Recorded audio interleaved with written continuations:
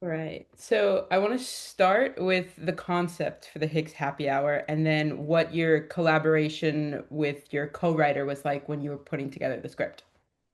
For sure. Well, so this is our thesis film for AFI, the American Film Institute. And we get started making these films like crazy early. Like it's a 2-year program and we start working on them like not like before the first year is done, like very early. And so I was not quite ready to pitch like my thesis. And so what I came up with was the concept of a mom trying to make divorce fun for her kids. Like that was the original pitch. That's where it started. So it was always going to be about like a family splitting and a family in transition. And it always had this like kind of plucky, like mom character who has like kind of a hard time with reality. Like that was always the case. But then over the summer, like between the first 2 year, the first and second year of I was like, oh, like this doesn't really feel like me. Like I wanted to inject it with like something that like only I could do. Because it's like, as a director at AFI, you're like, oh my God, Ari Aster's thesis film like changed his life. Like you really want it to like, it feels like this big opportunity, this big debut. And so that's when the 70s variety show element came in, because that's like a lifelong obsession for me, that time in American culture. And I realized that was like actually a perfect container to explore the same kind of themes about authenticity and performing versus living your life. And I loved the idea of like taking family dynamics out of the living room and exploring it through a family band, but like dad isn't at the keyboard tonight, and what do we do from here? Um, so that's a concept. And then my collaboration with my co-writer Michael, who's just like such a dear friend of mine, um, he, to be honest, like I was sort of the keeper of the script. Like he's more like almost more of like a story by is him and I. And I think he would immediately say like, yeah, like actually the script was written by Kate. Like he and I just basically talked endlessly until it got to a point where he's like, I kind of like gotta go work on my own like AFI scripts. Like I have so much work to do. So he just was like a huge ally to me in early stages of figuring out like who is Jill? Like he gave me so much support and was like giving me screenwriting resources that he works with that he got through his teachers, because he just was trying to get me to focus on like who is she? Like forget the 70 whatever, like what does she want and what is her problem? So we did just like a lot of talking and formulating like, okay, what's going to happen on this one night of this show? And then I would kind of take it from there and actually bang it out. I saw that you interned at SNL and other late night programming. Did that come from, I do some research. Literally. Did that come from your love of the 70s variety shows? Like, is that what pushed you down that path to start? Interesting.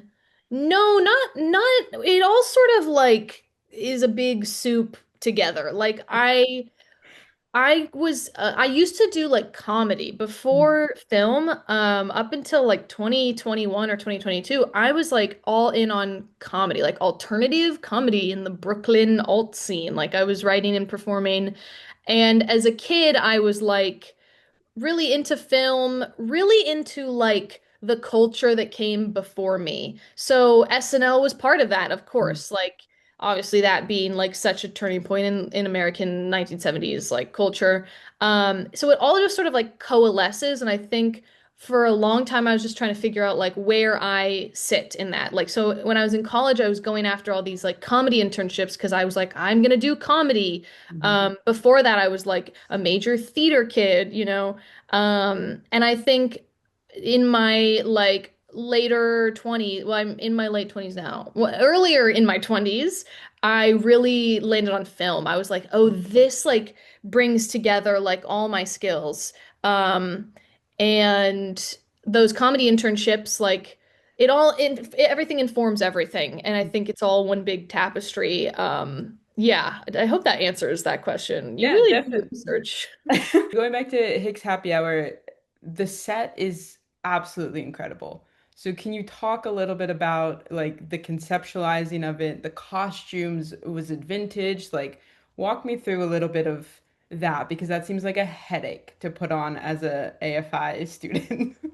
Ah, yes, the world. I appreciate that you're like seeing all of that and being like, man, it's a lot. Because it was a lot. I think the benefit we have at AFI is like a long run time. It's not like you're shooting this next month, you know?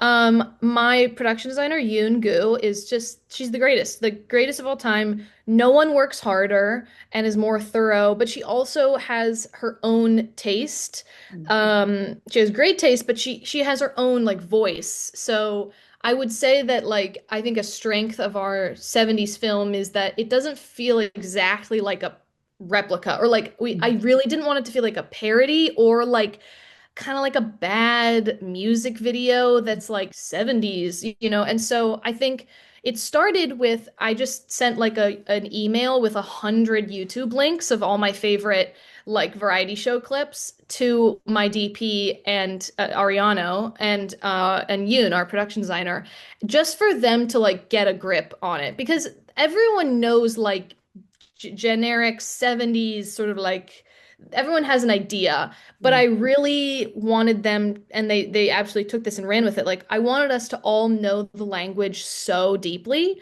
and what kind of things would fly and what would never fly.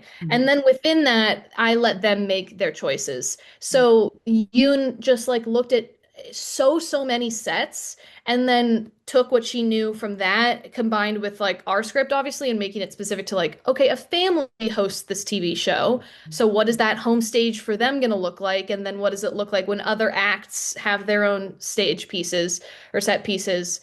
And so we just like did a lot of research, and Yoon is just really crafty. Like she, for example, like she found on like Facebook Marketplace or something that someone was offloading a huge roll of AstroTurf, and she wanted to have this sort of like fake. We she was playing with the idea of like artificiality on stage. Artificial meets nature, so there's like fake plants and like fake nature on the family's home set, and so she wanted them to be standing on these like grassy AstroTurf little what do you call that? I don't know. Podium, no, stage, like a I don't know platform. what platform. Yeah, yeah, yeah. Yeah. And so she went and found this cheap AstroTurf, but then it was so heavy that her she and her friend Oscar, another production designer friend, it was so heavy the car couldn't drive on the highway. They had to take side streets home with it hanging out of the back. And then we legit like couldn't get it out of the car. Like everyone, like all the production designers showed up and like we were seriously stumped. Like it's too heavy. We can't even lift it out of the car. Like, is it gonna be stuck in there forever? You know, Yeah. so like I think Yoon just like is so crafty and like will do whatever she needs to like make it exactly how she wants it, and she has an incredible taste. That was kind of long-winded about the set, but yeah, I think it's just like her combination of research and her Mhm. little magic voice. And then we had an incredible costume designer, Sophie Kaufman, who um we hired her in part because she is like a very professional costume assistant. So she had all these like connects with costume houses. So she really did go to costume houses and find vintage pieces. And we're just so lucky that the pieces that were available were like perfect for the film. Like I think that's a major part of film. Like you just get lucky. Like is your production cursed or is it blessed? And I think when it came to costumes like the twin, the sibling duo, the Donnie and Marie type characters, like Sophie just happened to find those insane matching like rhinestone sets, and you're off to the races. That is crazy. You mentioned it a little bit that like a lot of AFI projects are launching points for a career, and no pressure, obviously. But Awesome. they're like Luckiest Man in America, Late Night with the Devil, all of these like one episode of TV mockumentary kind of things is what we're living in. And as I was watching this, I was like, I could do an hour and a half of Hicks Happy Hour. That So means much. well, so is that, did you write it considering in the hopes that like it could get adapted into a feature in the future or no?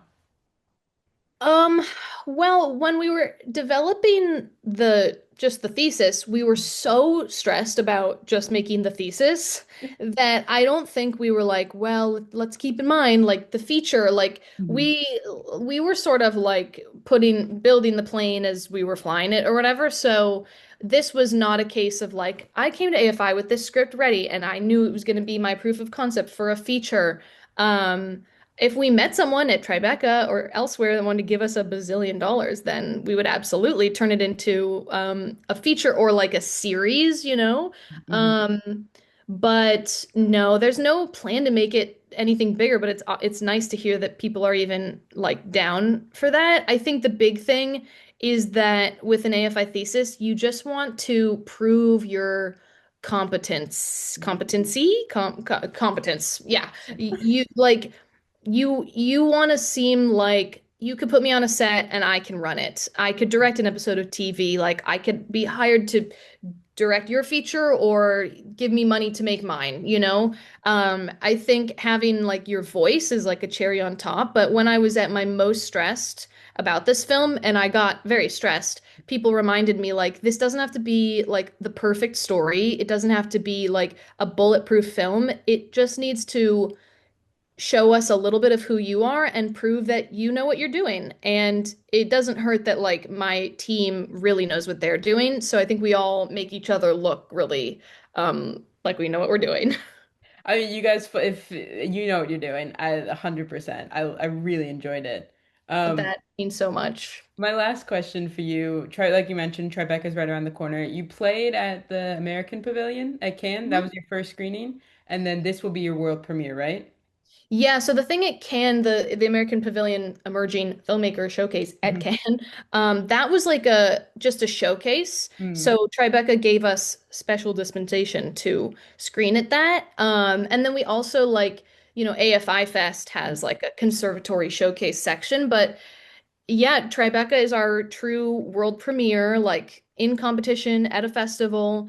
And then, like, truly a week later, we're having our international premiere at Rain Dance in London. So that is exciting. And then we also had we won the College Television Awards for the comedy series. So that's like very TV centric, and that was like sort of considering our film as like a pilot kind of.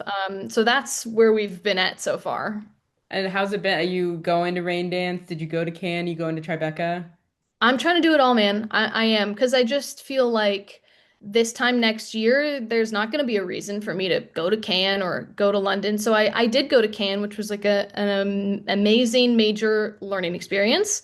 Yeah. And Tribeca, like I'm going to be there the whole time for that. And I used to live in New York a little bit and I haven't been back in 5 years. And when I left New York, I was like aspiring alternative comedian. So this is very exciting to come back in style with like, a film at Tribeca. And as a filmmaker, it's a real testament to like life and time and just letting time do its thing. And yeah, I'm trying to go to London for Rain Dance because again, it's like say yes to this stuff while you can, I think.